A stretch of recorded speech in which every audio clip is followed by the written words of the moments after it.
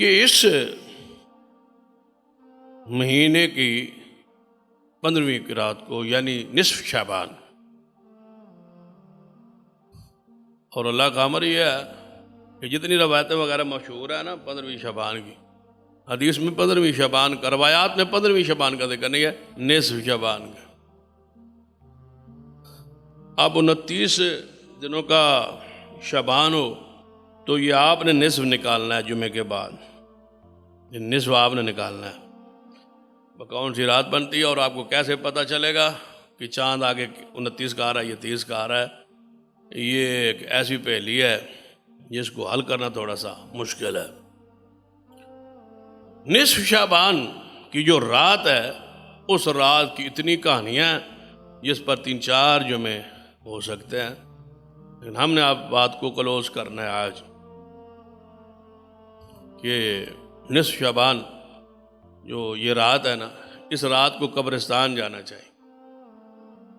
لانے لگی ہوتی ہیں قبرستان جانے والے، پیچھے وہ گزری ہے وہ بسنت لوگوں نے جو وہ پیچھے کیا ہے، یعنی فروری میں وہ بسنت، وہ پھولوں کے موسم تھا، اب پھر پھولوں کا کاروبار جو ہے وہ قبرستانوں کے سامنے دکانیں سج رہی ہیں، ریڑیاں سج رہی ہیں، آ رہی ہے بہار 15ویں شعبان، پھولوں قبروں پہ پھول پھینکنے۔ جب محرم میں آئے گا تو پھر قبروں پہ کیا ڈالنی ہے؟ دال، مسور کی دال ڈالنی ہے، یعنی آپ محرم میں گوشت کھانا ہے، بزرگوں کو دال پھینکانی ہے، آپ اس پہ گزارا کریں ماہ محرم۔ اور شعبان جو ہے اس میں پھول پھینکتے ہیں۔ پھول کیوں پھینکتے ہیں؟ پھول پھینکیں گے، وہ سبز ہے، وہ ابھی تک خشک نہیں ہوا، جب تک وہ سبز رہے گا یا خشک نہیں ہوگا ابا جی نو عذاب گھٹ جاسی، یعنی یقین ہو گیا بابا جی نو شروع ہو گیا عذاب، ان کو یقین ہو گیا بدبختوں کو وہی آ گئی، بابا جی کو عذاب شروع ہے، پھونک پہن۔ اور بھائی جن پر حضور علیہ السلام نے وہ ٹہنی گاڑی تھی نا، بخاری میں حدیث آتی ہے، وہ حضور کا جو معجزہ ہے نا، جس سے باتیں اخذ کرتے ہو لیتے ہو، ان کو عذاب ہو رہا تھا، خبر حضور کو آ گئی تھی آسمان سے وحی کے ذریعے، تب، اور ان کی وجہ سے نہیں۔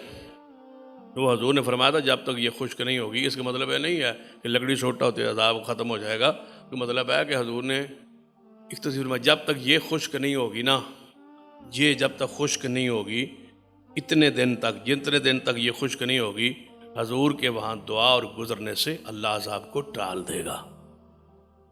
یہ معنی نہیں ہے کہ اسے لکڑی چھوٹا ہوتے عذاب جو ہے وہ ختم ہو جائے، یہ سرے سے نظریہ جو اس کے اندر سے گڑا گیا ہے وہی صحیح سند سے ثابت نہیں کہ اس رات کو عورتیں بھی قبرستان میں، مرد بھی قبرستان میں، کوئی اس رات کا قبرستان جانے کے ساتھ کوئی تعلق، نہ روحیں آتی ہیں اور نہ قبرستان کا اس رات کے ساتھ کوئی تعلق۔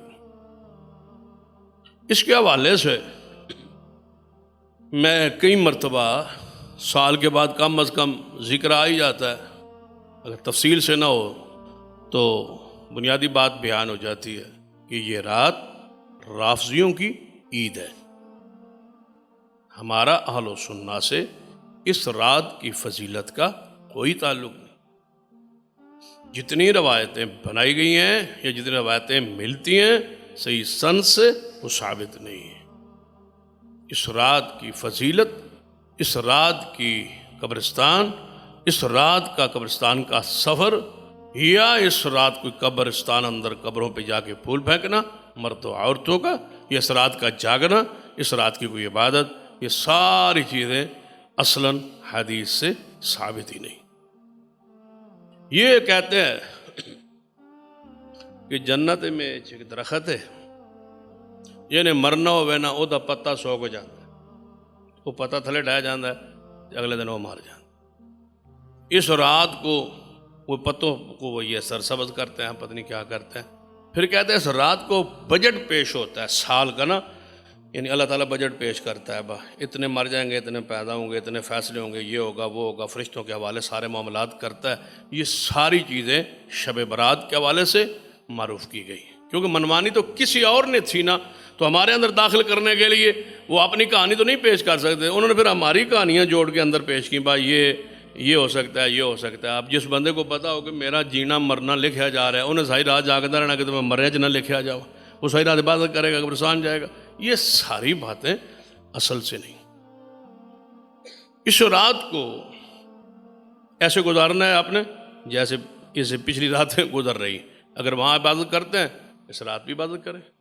اگر پہلے آپ ایام 20 13ویں 14ویں 15ویں ہر چاند جنہیں ایام 20 کہا جاتا، اگر ان کے روزے آپ 13ویں 14ویں 15ویں ہر مہینے میں سنت ہے، اگر وہ رکھتے ہیں تو رکھیں. لیکن اس مہینے کے خاص کوئی رات کا جاگنا عبادت اور اگلے دن کا روزہ، یہ صحیح حدیث سے ایسا ثابت نہیں.